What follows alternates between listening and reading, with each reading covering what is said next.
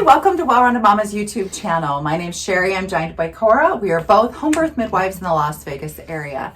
Today we thought we would tackle kind of a touchy subject overall, but especially this time of year, and that is what should you expect when it comes to weight loss after you've had a baby? I think sometimes we focus so much on like the weight loss or the weight gain that we don't really talk about like the healing, and that the healing and the weight loss and weight gain all go together, and that the healing of your body is really the priority. Yeah. Kind of stepping out of that and go, okay, instead of it being how soon will I lose the weight, the question's more like, when can I safely resume activity? What is the best, that most healthiest way for me, right? Yeah. And I know that's easier said than done, regardless of whether you put on 25 pounds or 30 pounds or 50 pounds. I think most individuals have some level of body image. Yeah. I think the hard thing too is they want to just be like, after they have their baby, they just want to be like back to normal. And I always tell people, be patient with yourselves. It took 9 months for your body to get there. It's going to take some time.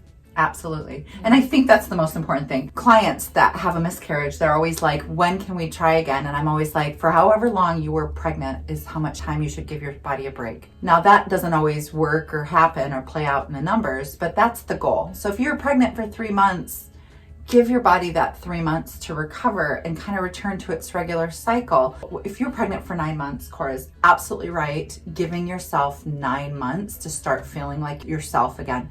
If this is your first baby, there are some things that are never going to be the same. Your clothes may never feel the same again. Your hips now might be farther apart. There's going to be some changes that happen to your body that we can't go back, right? But let's talk about some things to expect. Okay. You have your sweet baby, however that happens, and you have them. You get baby snuggles. The good news is all women lose between 12 to 15 pounds right from the get-go. It's the best weight loss plan ever. Yeah.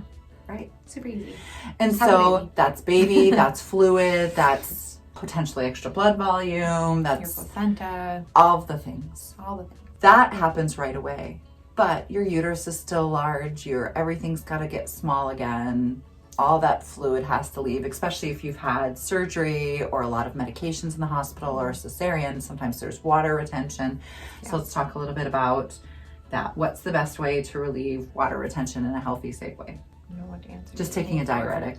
I was like, what do you want me to say? I'm like, which answer are you looking for? So doing like a dandelion root tea would be great. It's totally healthy, and I love milk thistle and dandelion anytime because they're really good for your liver, your kidneys. Anything that has been taxed during pregnancy is probably still a little bit taxed postpartum, so doing teas I think are good. Yeah. I'm a huge fan of tea. I love herbal tea for any There's always a good solution. The rule of thumb for becoming active again is waiting till you're done bleeding. Yep. And for some women, that's 2 weeks. For some individuals, that's 10 weeks. And all that can be normal. Yeah. And so I always tell individuals that your bleeding is a really good gauge of whether you've done too much. So whether you've gone to work out or you're just doing stairs and vacuuming and household stuff, if your bleeding increases, that's a good sign that you're doing too much. So what are some things that you tell your clients to do when they start kind of introducing themselves back into movement? So some of my favorite things to recommend is just going on some light walks. Like you can put the baby even in the stroller, walking around the neighborhood. Yoga seems to be a really good one. Whatever your routine is, just kind of slowly easing into that. And I have some moms that are like fitness buffs, and they're like, I really want to go do all these classes. I'm like, just don't push yourself too hard. Take it nice and easy. You're gonna get there. Mm-hmm.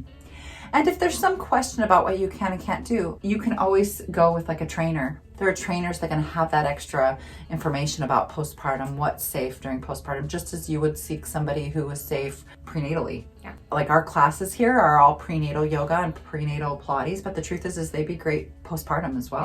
Yeah, it'd be a really good way, because you might be dealing with diastasis recti, any kind of a prolapse, and sometimes having somebody who kind of guides you and walks you through that, I think, is really important. In the past, as individuals having babies, like we would sometimes pee a little when we jumped like on a trampoline or did jumping jacks. And we were like, that's just because I had kids. Yeah. But that's not really normal. If that's happening to you, talking to like a professional, whether they're a trainer, a physical therapist, or somebody who has that additional training, yoga instructors, pelvic floor specialists, to kind of help work you back into feeling like yourself. I think eating plays like another role. And so just a reminder that if you aren't feeding yourself well, or someone in your life isn't feeding you well, your body doesn't have that ability to keep up, whether you're chest feeding, breastfeeding, or bottle feeding. Make sure that you be good to yourself and that you're still putting those good things into your body that you were so consciously doing during your pregnancy. The other thing is, talking a little bit about breast and chest feeding, is you do burn calories doing that.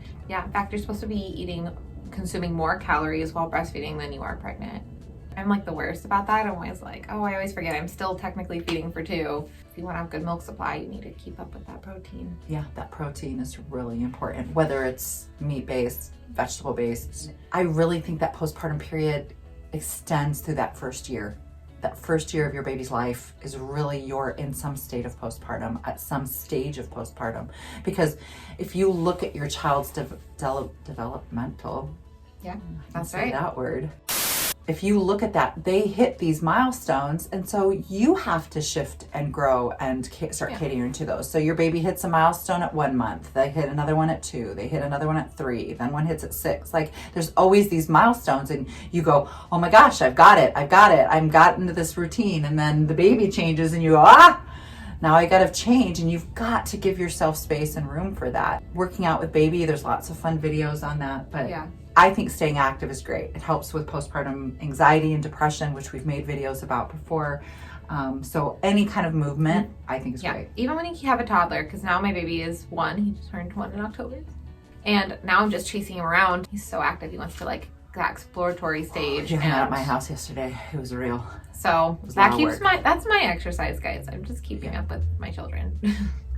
And taking the time for yourself to relax, because if you feel stressed and anxiety, that might make you make some bad decisions and hang on to that weight in an unhealthy way. So just finding that way to de-stress and be kind to yourself. It's not that everything has to be perfect, and I promise that weight will start just like rolling off as you are being good and kind to yourself and finding humans in your life that are supportive of that and don't have expectation of what that looks like. So is there anything we didn't cover, Cora? I think we covered a lot. I think we gave some really good tips. So enjoy your Thanksgiving week. Our office is closed, so Cora and I, of course, are down here taking out trash and doing dishes and just popping in. I think she did labs on someone this morning, so but for the most part, we're taking this week off to spend time with our families as much as a midwife can. Enjoy whatever you're doing this holiday season. I know with the pandemic happening, that looks a little bit different for everybody. I'm very fortunate and grateful. All of my children live either with me or near me, and I get to see them on the regular. So we're going to be enjoying those holidays together. So Well Rounded Momma's thinking of you. Hopefully everyone's staying safe out there. You are in our constant thoughts and prayers. And we hope you have a really great week with your family. So we'll see you next week. Rebecca will do some little Now we have baby. And I think as individuals, their needs come first, which there's not really a way around that. Yeah. There's not a way that their needs don't come first, but it means that sometimes you put yourself last.